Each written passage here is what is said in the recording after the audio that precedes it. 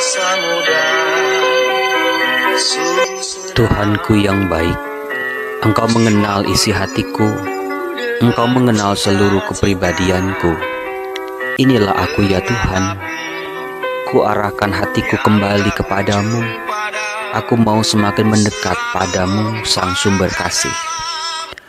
Ubahlah hidupku, perbaharuilah hatiku Tuhan. Jamin masa depanku, ke dalam tangan-Mu Tuhan, kuserahkan seluruh hidupku. Amin. Salam damai sejahtera saudara-saudaraku yang terkasih, pencinta firman Tuhan. Berjumpa kembali dengan Bible Learning with Father Joseph. Saudara-saudara, menjadi tua itu sudah sebuah kepastian, tetapi menjadi dewasa dalam iman adalah sebuah pilihan. Meskipun mungkin fisik kita sekarang terbatas oleh berbagai macam kendala, tetapi yang ada di dalam sini jangan pernah boleh menjadi tua dan layu.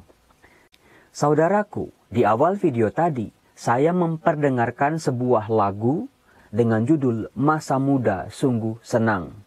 Sebetulnya di balik indahnya lirik-lirik lagu ini, kita bisa melihat ada dua fase kehidupan yang sebetulnya harus dilalui oleh setiap orang di masa mudanya.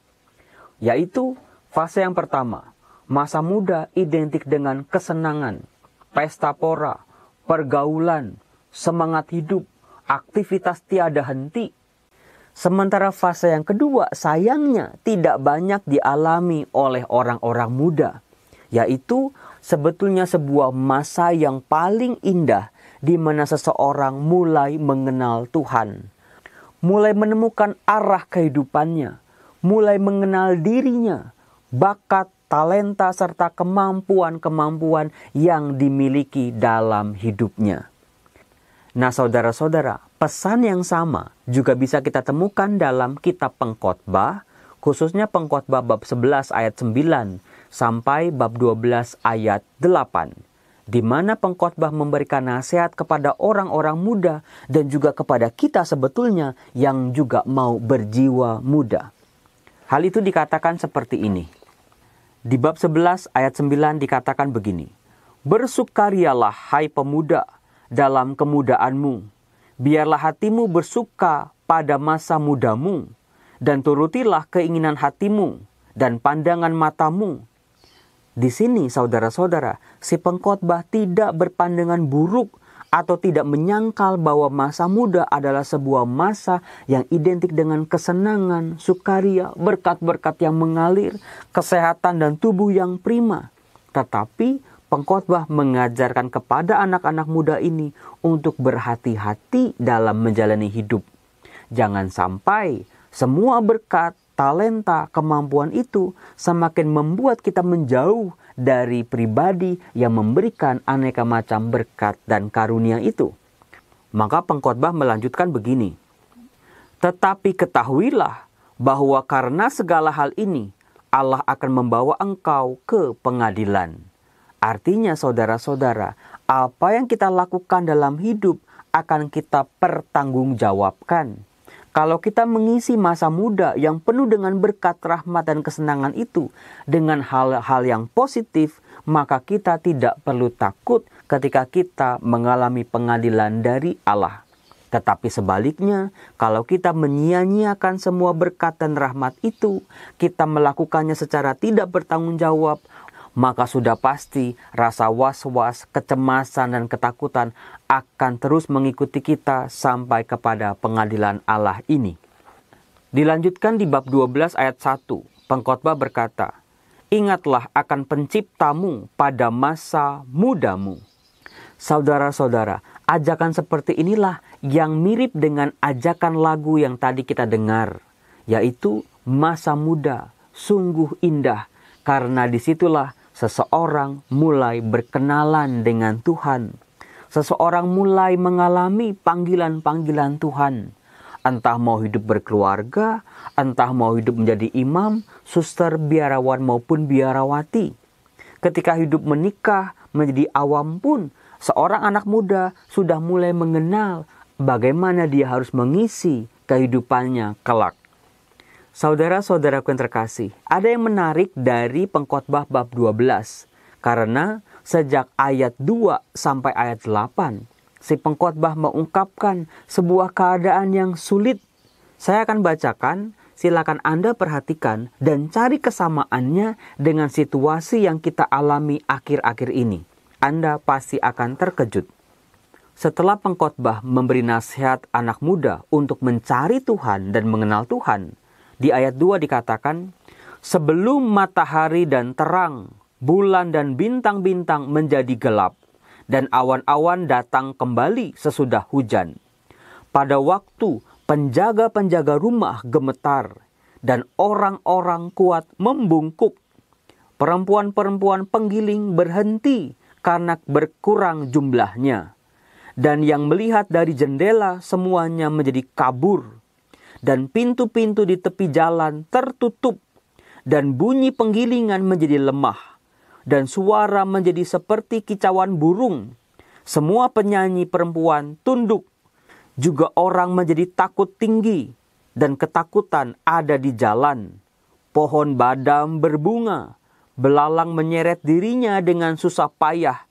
Dan nafsu makan tak dapat dibangkitkan lagi.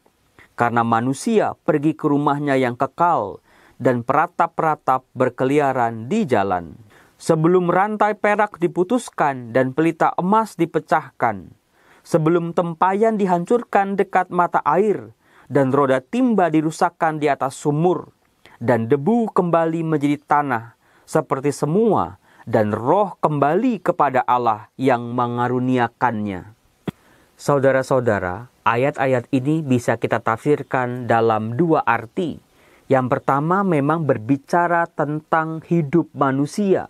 Di mana manusia tidak bisa melawan usianya. Dengan ajakan ini, si pengkhotbah mengajak kepada setiap anak muda, selagi masih ada waktu, isilah hari-harimu dengan berbagai macam hal yang positif. Temukanlah Tuhan, ingatlah Dia menjadi pegangan kita di masa muda. Kitab pengkhotbah ini juga berbicara tentang bagaimana manusia bisa menemukan Tuhan ketika hidupnya menjadi berat. Dalam salah satu fase kehidupan orang-orang Israel, mereka mengalami apa yang namanya pembuangan. Di mana ada begitu banyak situasi orang-orang di pembuangan, hidupnya sungguh sangat merana, sama seperti yang digambarkan oleh si pengkhotbah dari ayat 2 sampai ayat 8 tadi. Mereka mengalami hidupnya menjadi sia-sia.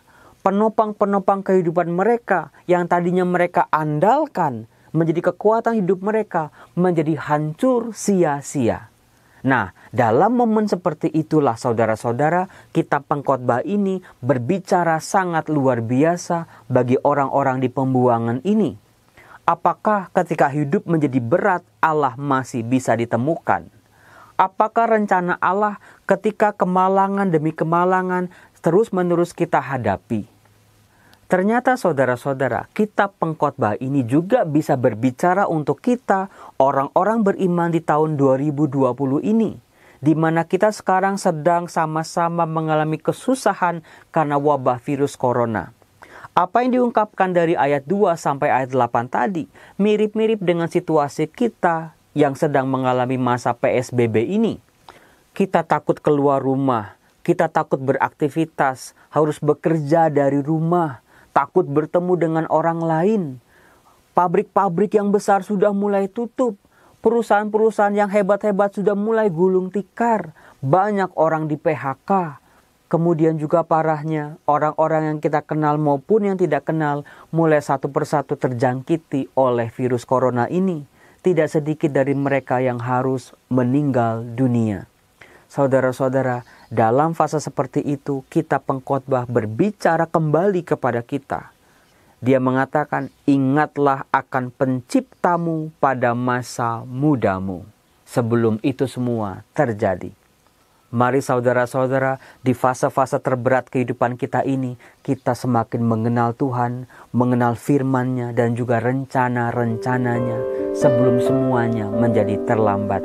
Salam damai sejahtera, Tuhan Yesus memberkati kita semua. Amin.